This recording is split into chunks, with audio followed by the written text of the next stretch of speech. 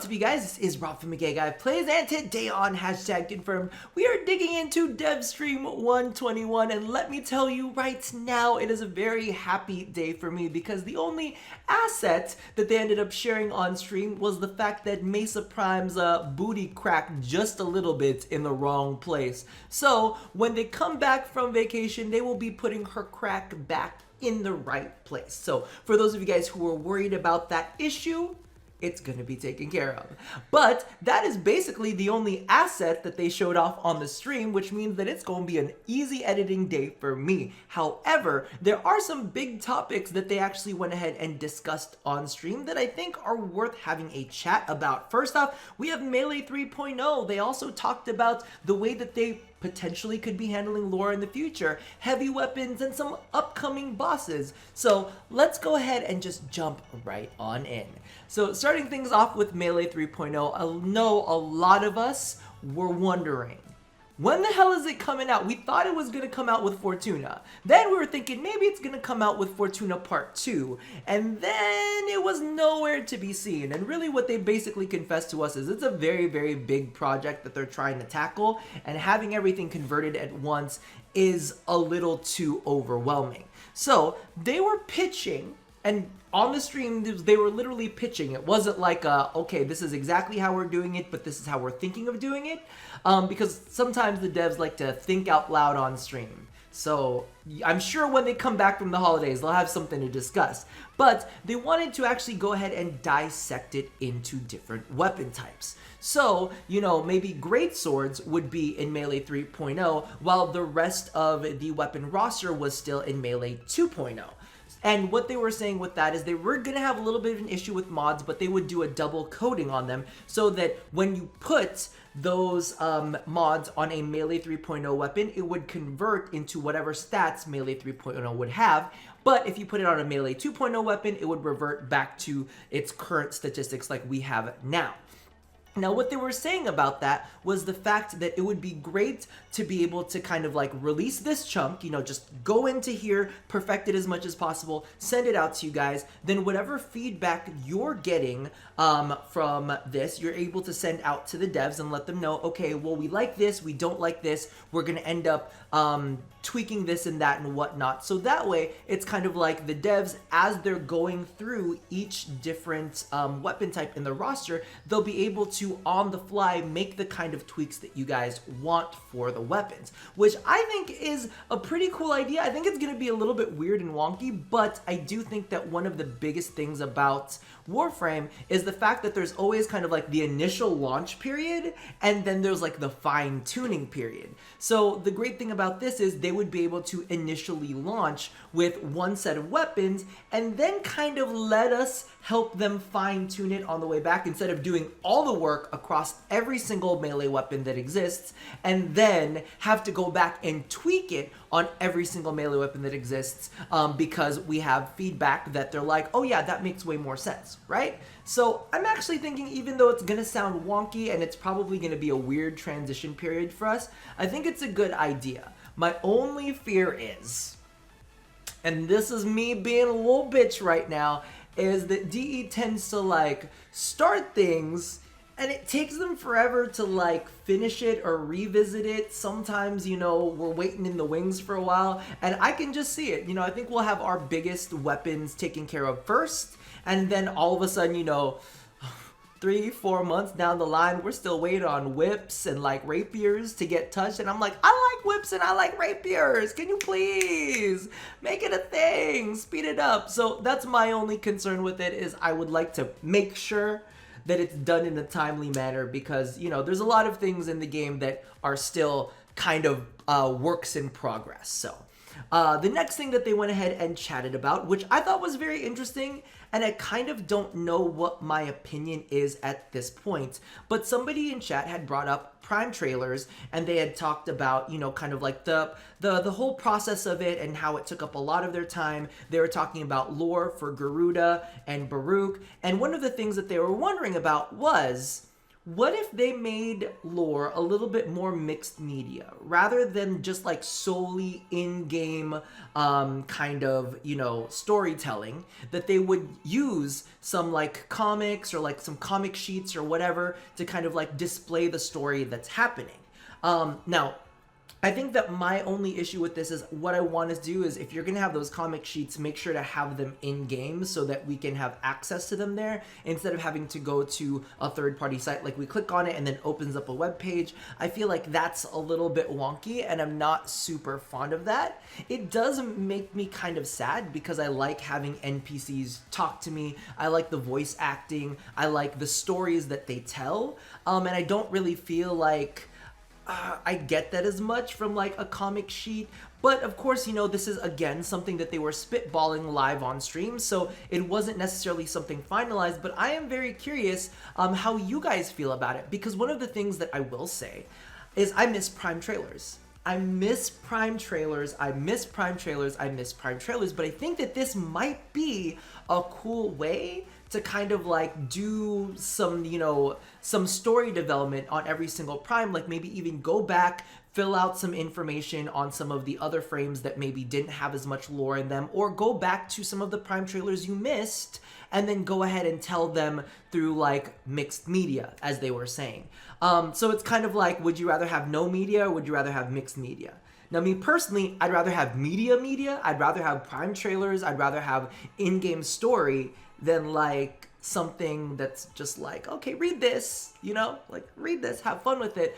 But at the same time, I would rather have a read this than absolutely nothing at all. I don't know what you guys think. Go ahead and leave that in the comments because I'm very, very interested in what you feel. Like, would you rather have one really well done, voice acted, like fully animated story quest a year? Or would you be, or maybe not like a year, but like, you know, one story quest every 6 months? Or would you rather have 3 mixed media quests every 6 months? Let me know, because I'm still like up in the air with it. I'm like weighing it out. Like maybe we'll see. So the other thing that they wanted to talk about was heavy weapons. So as you guys know, heavy weapons were introduced into Fortuna Part 2 with the Eidolon fights, and a lot of people went ahead and did their spreadsheets because, you know, as Warframe players, we like to crunch numbers. And they were like, okay, so you gave us these heavy weapons. We can't use our primaries, we can't use our secondaries, but they don't deal as much damage as our primaries and secondaries, so what the hell is the point? Either make this something that's always accessible, or make this something that's more powerful, because right now they are on that 5-minute timer. They do have like a specific ammo. DE kind of like communicated it that they wanted, you know, these weapons to be like this big crazy moment of glory where you're doing insane damage, and you're not.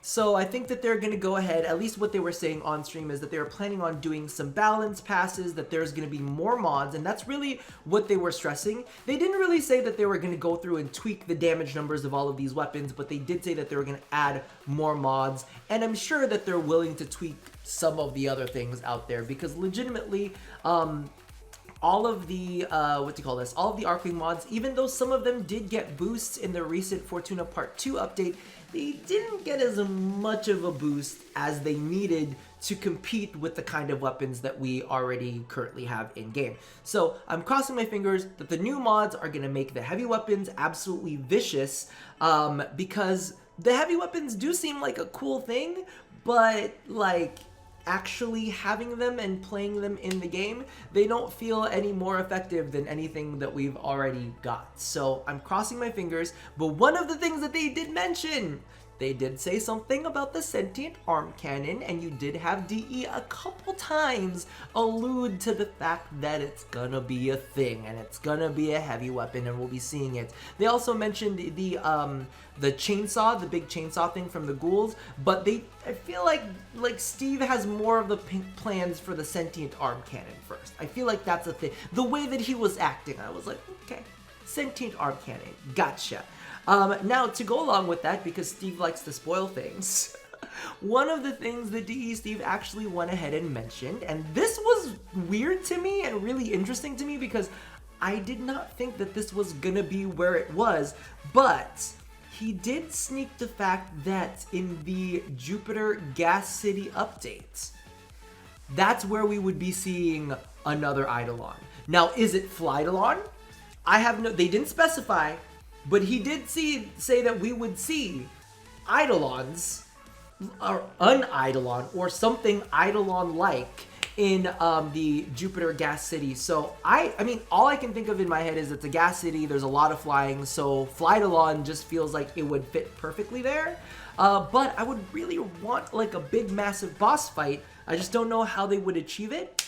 So I'm very curious to see how that all plays out, but it looks like DE Steve's definitely got some gears turning in the background and has some surprises for what is coming up in 2019. What else did they say? They also mentioned that there were 2 more orbs in the Valis that we have yet to take on. So, because we're on like the whole boss trip right now. So, they were kind of like, you know, tossing out there what they might plan on doing with it, but for the most part, they were just joking around. There's anything too serious. Now, I've played it, and it's not all too difficult as long as you've got a halfway decent team. I feel like a lot of the players, especially now because, you know, videos have come out on it, people have been playing it, like, people have gotten in their groove. It's not too difficult to find a good team. In fact, I've heard that people are now trolling because it's so easy. Well, they'll switch to weird damage types just because of the fact that it makes the fight more challenging. A lot of people are like soloing this boss. So a part of me is a little bit like, this was supposed to be your grand finale in Fortuna, and people are soloing it. So, don't really know how I feel about that. But again, there are 2 other spiders, so hopefully they make those spiders same-ish, but more difficult. Like, you know, ramping up. Kind of like how we had the Terrorist, and then the Guanchlist, and then the Hydralist. Like, hopefully it goes up in difficulty enough to make it feel special. And hopefully they get their rewards nailed down as well. Now, one of the other things that they chatted about, which I thought was, I mean, they were definitive about it, but they didn't put a date on it. Trials is officially coming back. They said it's coming back. They just said, you're probably not going to see it in January, but on the downtime whenever there were programmers not working on Venus or they were like doing something else, they were actually going back and kind of going through trials to see exactly what they could do to make something sustainable, make something rewarding, and all of that kind of stuff. So for those of you guys out there who were curious as to what the fate of the trials were, now we know they are, well, we already kind of know that they've been working on it. They did say that it was coming back, but now they're like saying, no, really, it's coming back. Like, it's not going to be one of those things that we don't see for another 2 years. At least I hope that's not the case. Regardless, let me know how you guys feel about all of these things down in the comments below. I'm really, really curious to see how you guys feel about the lore thing. Because I feel like, ooh, I want something big, I want something amazing, but at the same time, I want something. And Melee 3.0, are you guys excited to see it come out in chunks and then be able to provide feedback? I think that's a good way for them to go. So that about does it for me for now. And as always, love somebody, hurt nobody, and pray for Mace's booty. I'll see you guys next time. Bye-bye!